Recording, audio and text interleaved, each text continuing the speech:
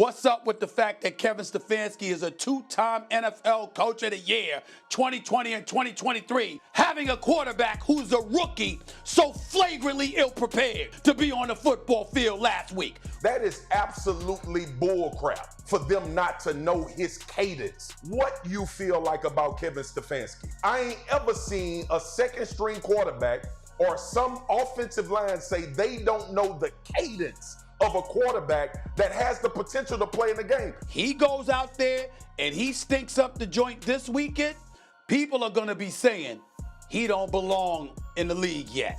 It's going to be bad. He is under immense pressure to at least look respectable this week. Stephen A. Smith just declared war on Kevin Stefanski. And honestly, it's about damn time someone said it. Shedeur is going to start at quarterback. Dylan is still in the concussion protocol. He is improving, but obviously we got to put a plan together. The Cleveland Browns just announced that Shedeur Sanders will be making his first career start this Sunday against the Las Vegas Raiders. Dylan Gabriel remains in concussion protocol, which means, ready or not, the Shedeur Sanders era begins now. But here's the question that's got the entire football world buzzing. Is this kid set up for success, or is Kevin Stefanski about to sabotage another quarterback's career? Because let's be brutally honest about what we witnessed last Sunday against the Baltimore Ravens. Shedeur Sanders looked lost. 4 of 16 passing. 4 of 16. That's a 25% completion percentage. 47 yards. The kid looked like he'd never played organized football in his life. And yes, he was awful. Nobody's denying that. I put some of the culpability on the shoulders Coach Kevin Stefanski as much as I do anybody else. And I know people have tried to push back on that. And you know what? He's absolutely right. Like this video if you love Shedeur, comment SS will win if you want Shedeur to succeed. Let's talk about what happened in that Ravens game, because this isn't just about a rookie having a bad day. This is about organizational dysfunction at its absolute worst. Multiple offensive linemen admitted after the game that they had never heard Shedeur's cadence. Read that again. Never heard his cadence. How does that happen? How does a backup quarterback who's been on the roster since draft day never get enough reps with the first team for the offensive line to know when the ball is being snapped? I've been in the NFL locker room 9 years.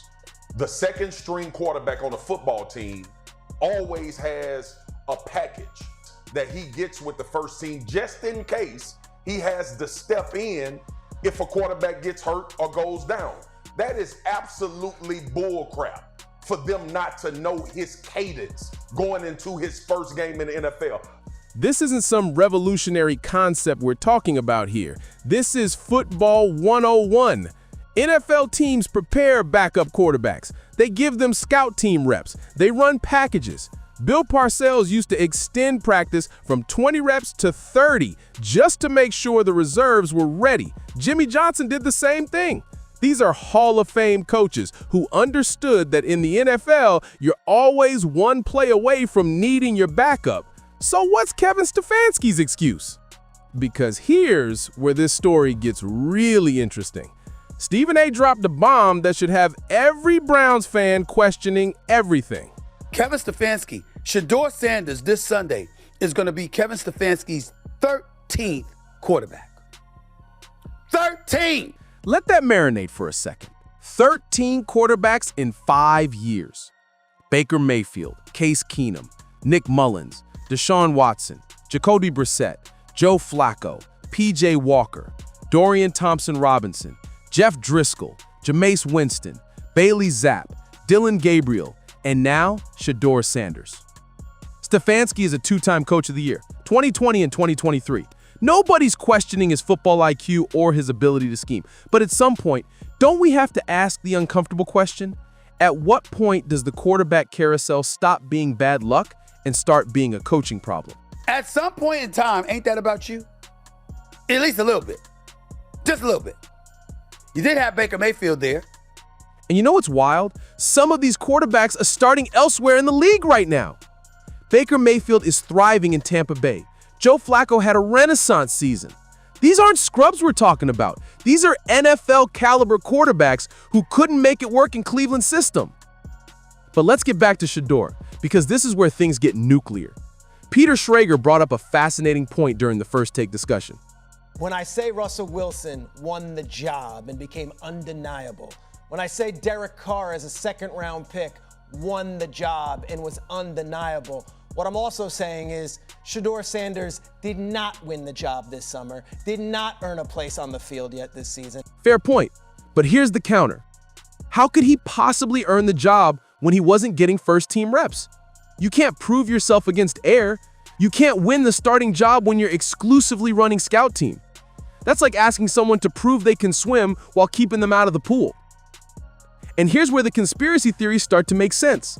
We've heard rumblings all season that Kevin Stefanski and his offensive coordinator weren't high on Shedeur Sanders. Meanwhile, GM Andrew Berry and owner Jimmy Haslam might feel differently. We know Cleveland ain't on the same page. The owner and the GM might want one thing, the coach and the offensive coordinator might want another. So that's a house divided in Cleveland. That's toxic. That's organizational dysfunction at the highest level, and Shedeur Sanders is caught in the middle of it. Now let's address the elephant in the room, the Deion Sanders factor, because we all know that's part of this story whether anyone wants to admit it or not. Stephen A. brought this up.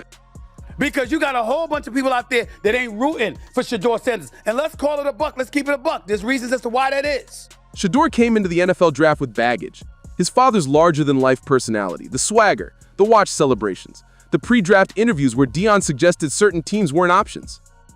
NFL teams don't like being told what to do. They don't like theatrics. They wanted to send a message, and that message was a fifth-round selection. But here's the question. Was Shedeur Sanders actually fifth-round talent? Or was he drafted that late because teams wanted to avoid the Deion drama?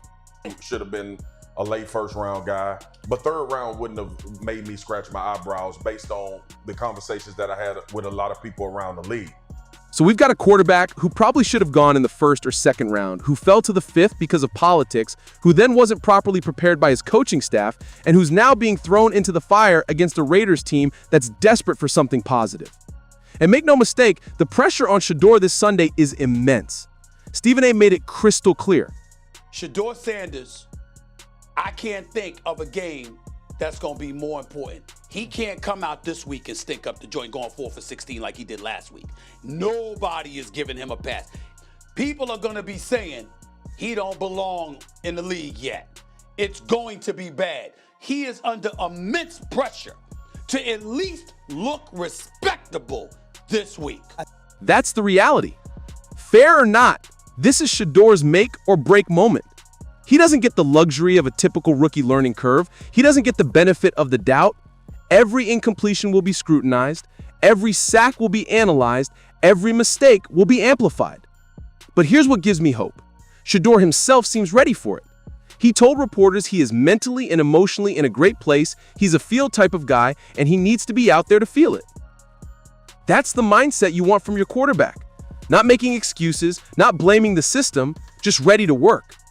And credit where it's due, Kevin Stefanski is finally giving him the preparation he needs. According to reports, Shedeur is getting every first-team rep this week. He's meeting with coaches to tailor the game plan to his strengths. They're building continuity. All the things they should have been doing since training camp.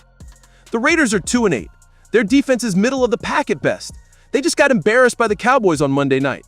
If there's ever a time for Shedeur to show what he can do, it's now. But let's be real about what success looks like. Nobody's expecting him to throw for 400 yards and 4 touchdowns. That's not realistic. What we need to see is competence, decision-making, the ability to read a defense and deliver the ball on time. Complete 60% of your passes. Don't turn the ball over. Show that you belong. That's the bar.